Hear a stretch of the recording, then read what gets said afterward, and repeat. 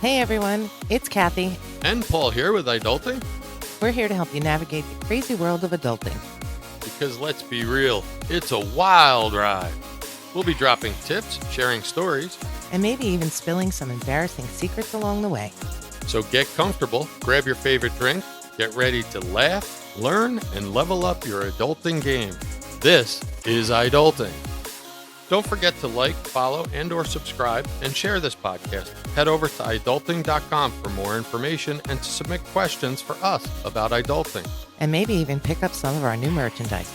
And if you know any fellow adults who need some guidance, send them our way. And feel free to share this podcast freely out there. We'd like to get our numbers up. Hello, everyone. Welcome to today's episode of the iDulting podcast, where we're hoping to help you see a little bit more clearly through the fog that is adulting.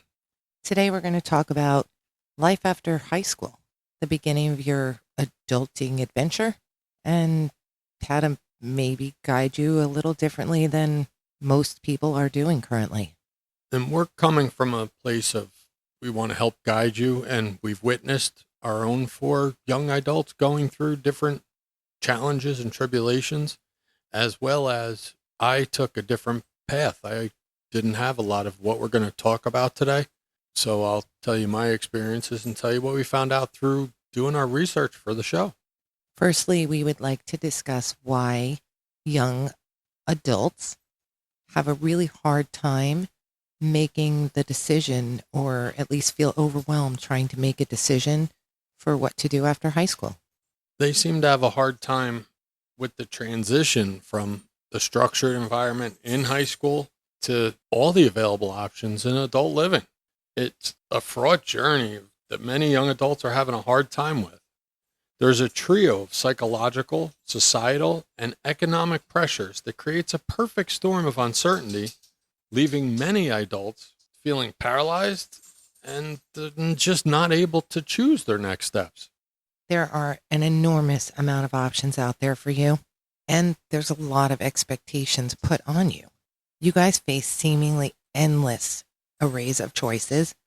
While this many options should be empowering for you, it often leads to what psychologists call analysis paralysis, the fear of making the wrong choice, a decision you feel could set the trajectory for the rest of your lives.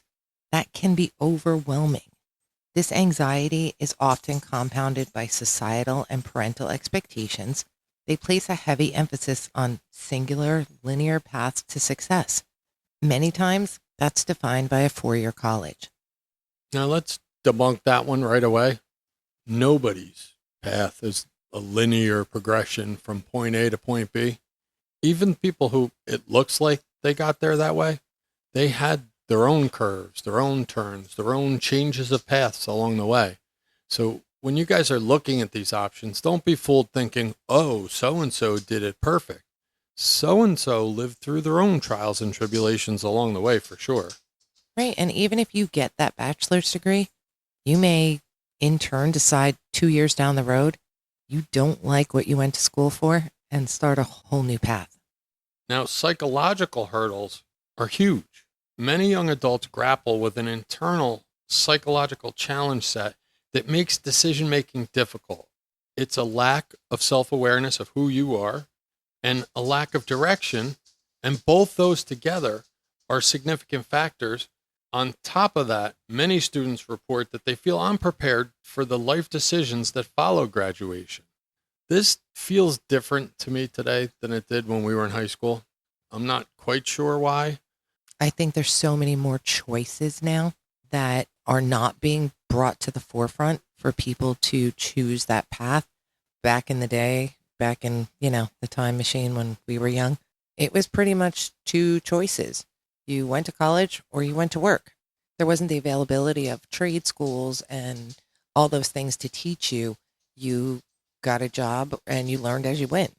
So I also think, additionally, our research revealed something called a guidance gap that happens in many high schools today. I think guidance is different today. Watching our children, our 4 children went through high school, and all 4, the guidance experience seems very different than the guidance experience I had in high school. Well, I feel like the guidance experience is good when they're starting school, but it's so focused on what classes to take to get you into college, what tests you have to take, that it's very academically guided versus emotionally guided. Well, that compounded with the underlying mental health conditions such as anxiety and depression exacerbate indecisiveness. Factor in the timing of we're just a couple of years out of COVID, and these poor kids during the most developmental years of their education had to deal with those massive changes. Add it all together, and it's making a perfect storm of these psychological hurdles. There's also the shadow of economic uncertainty. The current economic climate casts a long shadow over the decisions of young people. The rising cost of college and the fear of substantial student loan debt are major concerns. The instability of a job market and the rapid evolution of in-demand skills also contribute to a sense of dread. Young people are acutely aware that careers of today may not be the careers of tomorrow, making long-term planning very difficult. Definitely agree that change is going to be a constant, and it's getting faster. Technology is making change in the workplace much faster. AI is huge in the workplace now. It's huge everywhere. Think about it. AI wasn't even a thing when you guys were in middle school. Not the way it is today. It wasn't, that's what your career was going to be. I use AI for certain aspects of my job, and it's changing in nature just over the course of weeks and months in the quality of what it's putting out. Recently, we called a vendor and we got their 100% AI receptionist that got us all the way to who we needed to. It was quite deep and Pretty cool. it's kind of cool, but a little bit scary. Social media, that's another double edged weapon that's out there for you guys.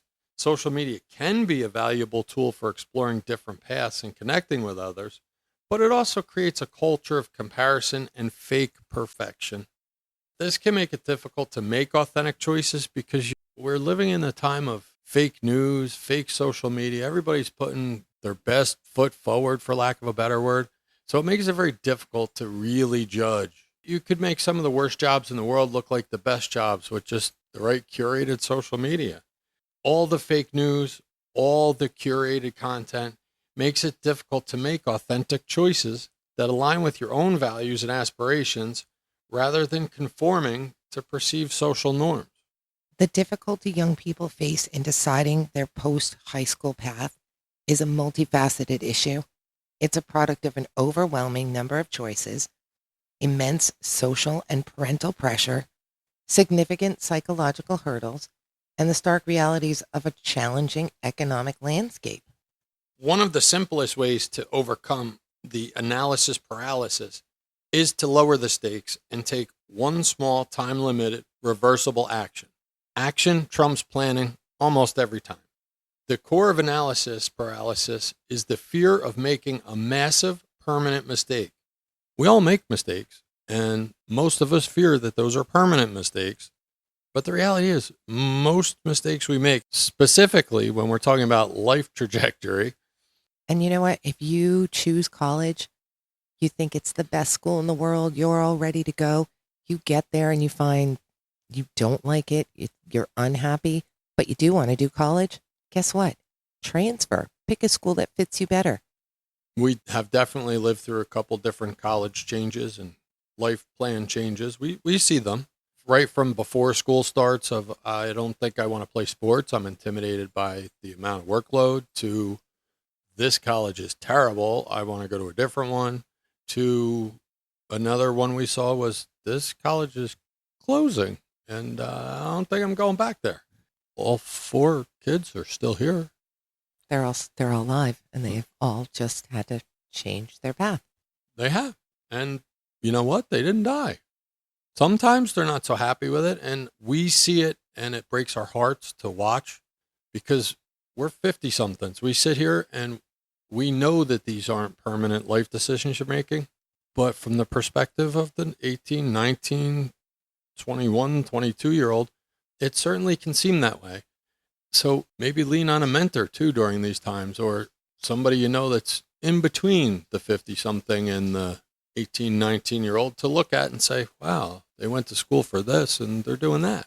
Or talk to your parents.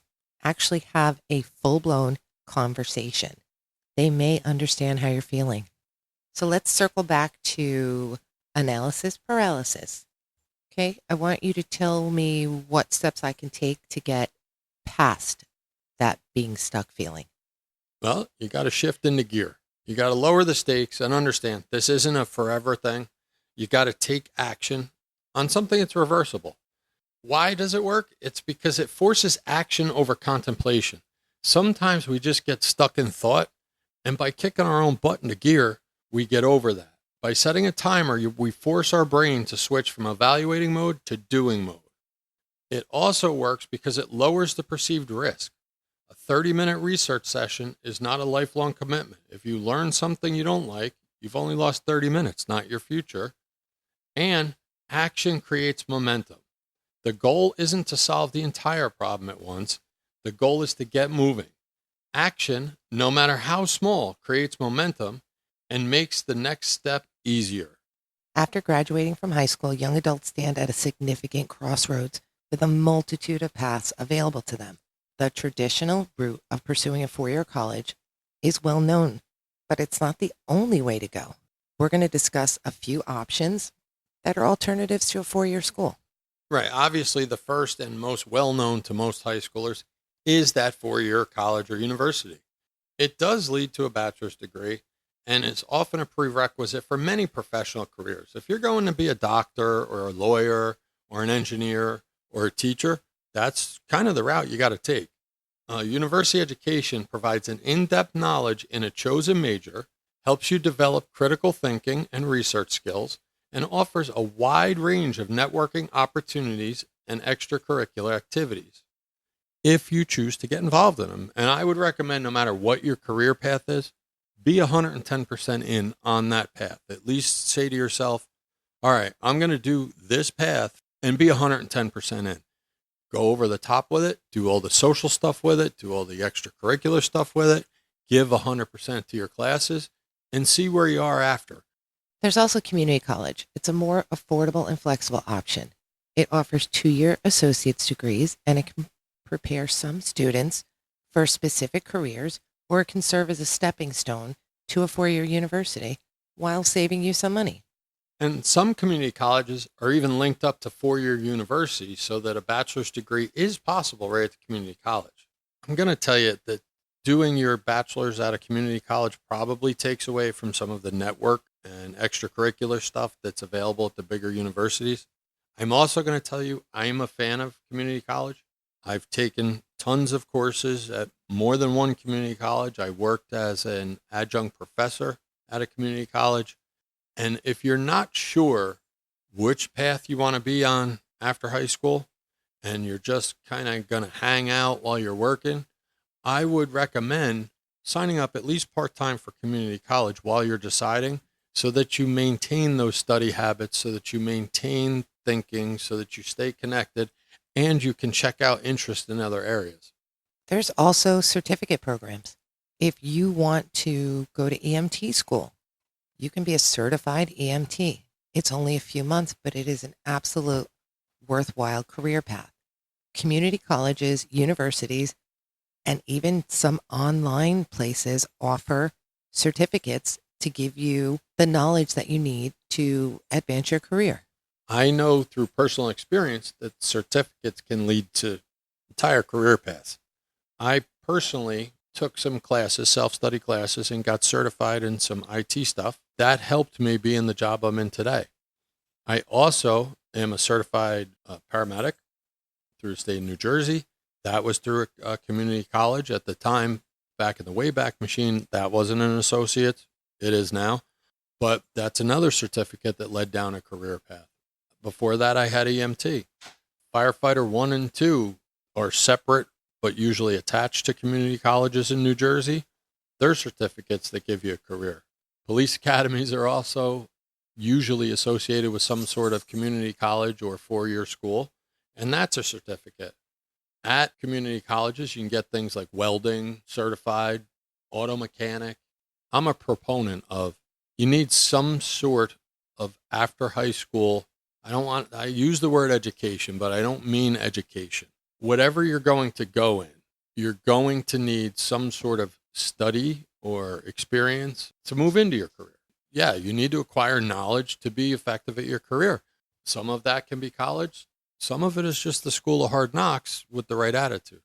You can also choose a vocational or a trade school. For those that are more hands-on and less book-oriented, vocational and trade schools offer direct route to skilled professions. Graduates of these programs are in high demand in some sectors. Some particular trade school programs include construction, like electricians, plumbers, carpenters, heating and air conditioning, welders. There's also healthcare with medical assistant, dental assistant, licensed practical nurses, surgical technologists. There's technology, automotive technician, an IT support specialist, and or a web developer. You can also go to school for cosmetology. You like doing hair and nails? You like the whole idea of healthier skin? You can go to a trade school and learn how to be really good at those things. Another option after high school, you could just enter the workforce. And I say it like dismissively, just enter the workforce, but that's what a lot of people choose to do. Gaining real world experience, develop a strong work ethic, and start earning income immediately. Some entry level positions have on the job training, and if you demonstrate a commitment to learning, it may lead to significant career advancement. Industries that often hire high school graduates include retail and customer service, hospitality and food service, manufacturing and production, administrative and office support. I went to college after high school, but it took me a really long time because I was paying for it by myself and could only take a few classes at a time. You went to college, decided you didn't want to do it, came back, went to paramedic school, got a job, and 25 years later decided you did want to go to college and went back and Right. got your degree. Freshman year was the best 2 decades of my life. I graduated with my bachelor's in 2019, to give you guys an idea. My first class in Rutgers was 1989. There's also the option of the military. Joining the military offers a unique combination of service, training, and personal development. The armed forces provide extensive training in a wide array of fields, many of which can lead to a job in the civilian world. In addition to career training, the military offers benefits such as educational assistance through the GI Bill, health care, and a steady income. Some of the branches of the military that are an option are the Army, the Navy, the Air Force, the Marine Corps, the Coast Guard. If you really don't know what you're doing, not sure, you could take a gap year. Not a fan of gap years. I think any break in that momentum will be difficult to recover from. But a gap year is a period of time, typically a year, taken between high school and the next major life step, such as college or a career. It can be used for personal growth, exploration, and gaining new perspectives. Ultimately, though, the best path after high school is a personal one that aligns with an individual's interests, goals, and circumstances. Each option offers unique opportunities for growth and success. And it's important to remember, just because you picked it after high school and you start down a road, you don't have to be on that road for 50 years. Correct. I have a friend who went to medical school after she was married, had purchased 2 or 3 houses, and had 3 children. Thanks for listening, and we'll talk to you in our next episode. Just remember, you've got this, adults. Keep your head up, your spirits high, and keep adulting with us. Go forth and conquer the world, or at least your to-do list. And don't forget to like, follow, and or subscribe. Tell your friends, share the podcast, and head over to iDulting.com for more information and to connect with us. See you on the next episode. Be safe.